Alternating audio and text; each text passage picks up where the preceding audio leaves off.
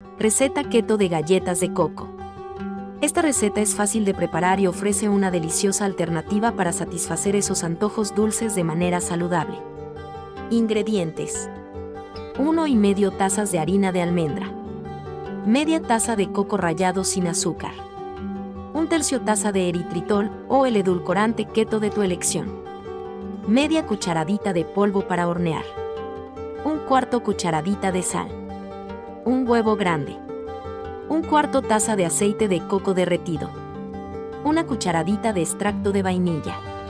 Instrucciones: 1. Precalienta el horno.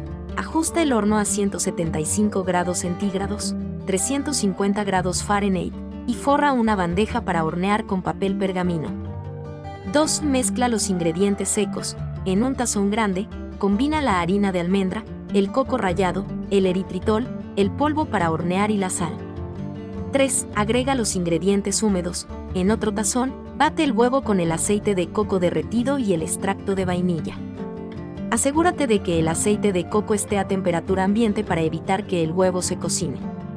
4. Combina las mezclas. Vierte los ingredientes húmedos en los ingredientes secos y mezcla bien hasta obtener una masa homogénea. 5. Forma las galletas. Con una cuchara, toma porciones de la masa y forma pequeñas bolas.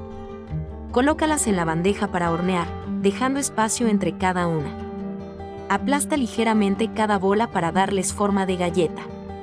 6. Hornea las galletas. Hornea las galletas durante unos 12 a 15 minutos o hasta que estén doradas en los bordes.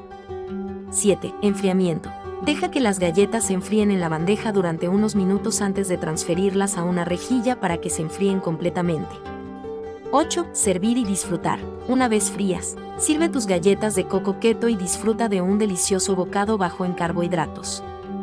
Consejos. Almacenamiento.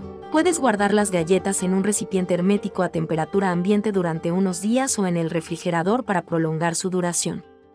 Variaciones. Siéntete libre de agregar chispas de chocolate keto, nueces picadas o incluso un toque de ralladura de limón para variar el sabor. Recuerda, en una dieta keto, es importante medir las porciones y tener en cuenta los carbohidratos netos para asegurarte de mantenerte dentro de tus objetivos macros. Disfruta de tus galletas de coco keto.